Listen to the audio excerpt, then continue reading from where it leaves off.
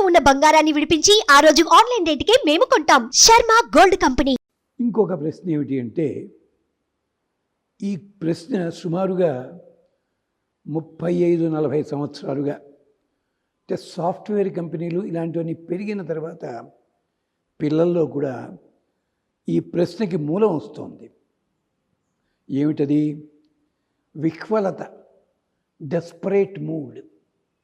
మేము చదివిన చదువు గుర్తింపు రావటం లేదు, మేము ఎదగదలుచుకున్న దాంట్లో ఎదగలేకపోతున్నాము, మాకంటే ఎవడో ఎక్కువగా ఉన్నాడు, మేము తక్కువగా ఉన్నాము. ఇలాంటి ఆత్మన్యూనతాభావము, విహ్వలత అంటే ఏం చేయాలో మాకు తెలియటం లేదు. అక్కడి నుంచి మన వాళ్ళు లక్షలు సంపాదిస్తున్నాడు వారానికి ఒకసారి క్లాస్కి వెళ్తుంటారు. కొన్ని క్లాసులు ఉంటాయి, యోగా క్లాసులని. అక్కడికి వెళ్ళిపోయినామని నేర్చుకున్నారా వీళ్ళు? ఆ యోగా క్లాసులు 50 క్లాసులు అటెండ్ అయ్యారు. ఒక్కడికైనా మనసు మీద నిలకడొచ్చిందా? లేదు. బతకడం ఎలాగా నేర్పుతామన్న వాళ్ళ ఇళ్లల్లో సుఖంగా బతుకుతున్నారా వాళ్ళు? ఇలాంటి వాటి కోసం మన పురాణాలు ఏనాడో సమాధానం చెప్పాయి. వాటిని పట్టించుకో మనం. దురదృష్టం అది. అది మళ్ళీ ఏ అమెరికాలోనూ ఏ రష్యాలోనూ ఇంగ్లీష్ వాళ్ళు చెప్తే నెత్తిని పెట్టి ఊరేగుతాం. అది జరిగేది. ఈ మాట ఎందుకు చెప్తున్నామంటే, విహ్వల స్థితిలోంచి బయటపడడానికి మార్గం ఏమిటి? దీనికి ఏ మంత్రాలు? ఆ మంత్రాలను మీరు చదవాలి కదండి సరిగ్గాను. ఆలోచించండి. కాదు, ఇలాంటి విహ్వల స్థితి వచ్చినవాడు ఒకడున్నాడు. తెలుసా మీకు? మీ అందరూ భగవద్గీత చదువుతుంటారా? అర్జునుడు మొదటి స్థితి. అలాగే అర్జునుడిలాగే ధర్మరాజు కూడా అవస్థపడ్డాడు. ఎప్పుడు? పట్టాభిషేకం జరిగే ముందు. ఒకడు యుద్ధానికి ముందు, ఒకడు యుద్ధానికి తర్వాత. ఇదంతా నేను మాట్లాడటలే, వేదాంతం. విహ్వల స్థితిలోంచి బయటపడడానికి శ్రీమద్ రామాయణంలో చాలా అందమైన శ్లోకాలు 2 ఉన్నాయి. మనకి ఎంతసేపు కథలా చూస్తాం తప్ప దాంట్లో పర్సనాలిటీ డెవలప్మెంట్కి సంబంధించి, కమ్యూనికేషన్ స్కిల్స్ సంబంధించి చూసుకోము. ఇది సాక్షాత్తుగా స్కాంద పురాణంలో, పద్మపురాణంలో రామాయణ వైభవాన్ని చెప్పిన ఉటంకించిన ఉదాహరణలు. ఏమిటవి? ఆయన ఆలోచిస్తున్నాడు హనుమంతుడు. ఎలాగ లంకానగరం వెళ్ళాలి, లంకానగరం వెళదామంటే ఎలా వెళ్ళాలో తెలియదు. ఎక్కడ ఏ లంకానగరం? అప్పటి 7 లంకలు ఉన్నాయి. 7 లంకల్లో రావణపాలితాం లంకాం.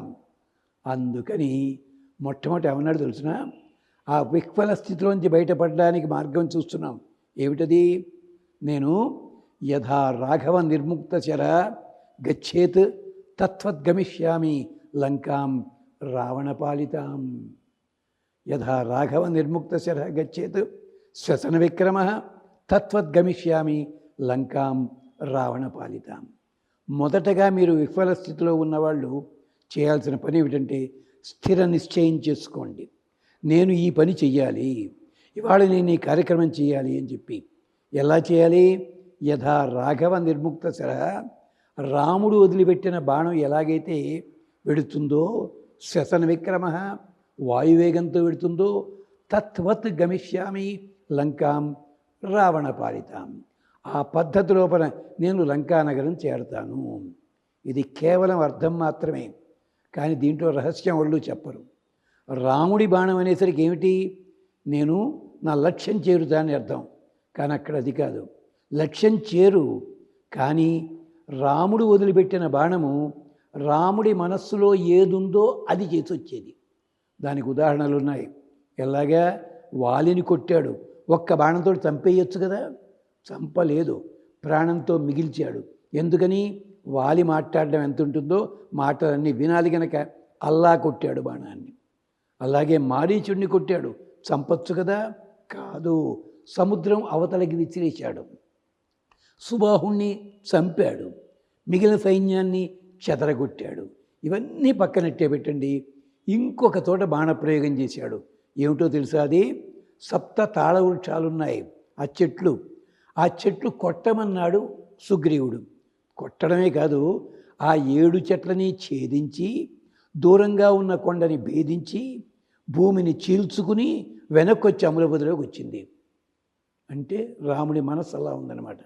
అలాగే బ్రహ్మాస్త్రం వేశాడు కాకి మీద, కాకిని చంపారు కదా, లేదు, కాకిని బెదిరించి లోకాలు తిప్పింది.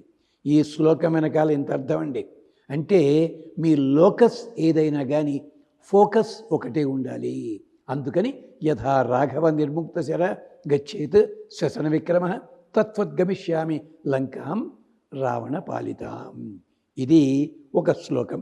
ఈ శ్లోకాన్ని తప్పనిసరిగా రోజు కూడా ఉదయం పూట 108 సార్లు చదువుకోండి. స్వామికి నివేదన ఏమిటది? దానిమ్మ పండు చేసుకోండి. దానిమ్మ పండు కూడా మన కోరికలకి సంకేతం.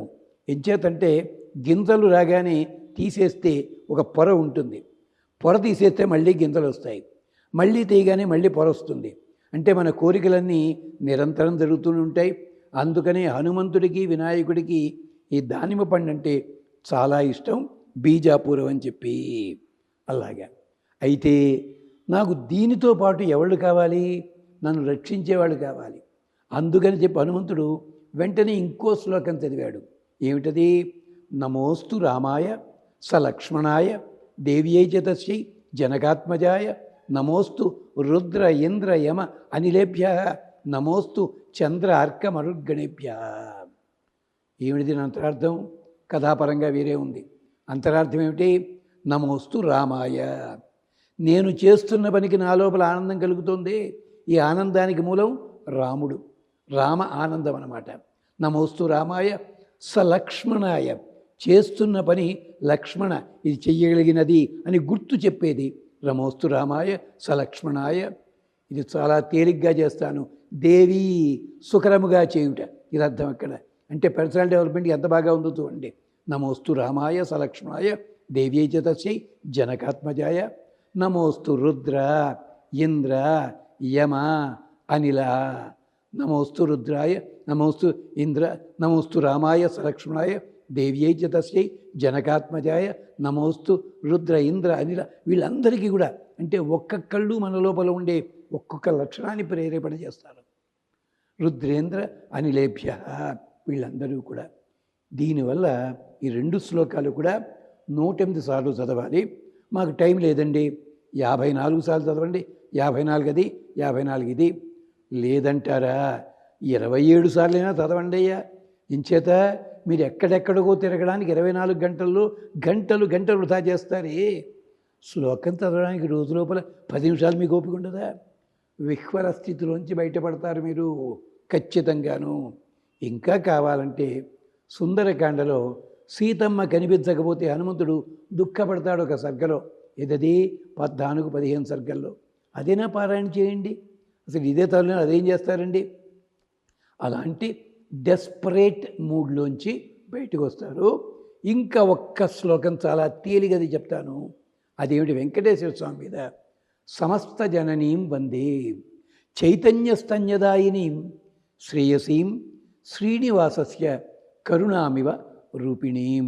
ఎక్కడా ఒత్తక్షరాలు లేవు, సమాసాలు లేవు. సమస్త జననీం వందే, అందరికీ తల్లి ఆవిడ. చైతన్యస్తన్యదాయినీం, మా లోపల చైతన్యం ఇస్తుంది. చైతన్యం అనే పాలను తాగిస్తుంది మా చేత. అంటే చైతన్యం అంటే యాక్టివిటీ అన్నమాట, అది కలిగిస్తుంది ఆవిడ. నమోస్తు అంటే కరుణామివ రూపిణీం అంటే ప్రపజ్యేతం గిరిం అని చెప్పుకున్న తర్వాత సమస్త జననీం వందే చైతన్యస్తన్యదాయినీం శ్రేయసీం శ్రీనివాసస్య కరుణామివ రూపిణీం. ఈ 3 శ్లోకాల్లో ఏ ఒక్క శ్లోకమైనా కానీ 108 సార్లు చదవండి. నైవేద్యం పెట్టగలిగితే పెట్టండి, ఏదో ఒక పదార్థం, పాలు కానీ తేనె కానీ. లేదు మేము ఆఫీసుల్లో పనిచేస్తున్నామంటారా, మనస్సులో అనుకోండి, దండం పెట్టుకోండి. అది చేసినందువల్ల ఎందరెందరెందరికో విద్యార్థులకి, ఉపాధ్యాయులకి, ఒక ఎలా ఆఫీసులో కార్యాలయాల్లో పనిచేసే వాళ్ళకి ఆ చైతన్యం కలిగింది. ఆ విహ్వల స్థితిలోంచి బయటకు వచ్చారు. ఇంకొక చిన్న ట్రిక్ ఏమిటంటే, నిద్ర లేచిన తర్వాత మొహం కడుక్కునే ముందు చిటికెడు రాళ్ళ ఉప్పు చేతిలో తీసుకుని అరచేతుల్లో పెట్టి ఇలా రాపాడించి అద్దంలోకి చూడండి. ఒక 1/2 నిమిషం రెప్ప వేయకుండా దులిపేయండి, మొహం కడుక్కోండి. రాత్రిపూట నిద్రపోయే ముందు కూడా ఒక్కసారి ఇదే పని చేయండి. అరచేతుల్లో వేసుకుని చెయ్యి వేడెక్కగానే అలా చూస్తూ 1/2 నిమిషం, ఎక్కువ చెప్తే కళ్ళు మండలు ఎత్తాయి. అందుకని దీనివల్ల మీ లోపల ధైర్యం పెరుగుతుంది. అది గమనించండి. ఇది యోగశాస్త్రంలో రహస్యం. మరి స్వస్తి.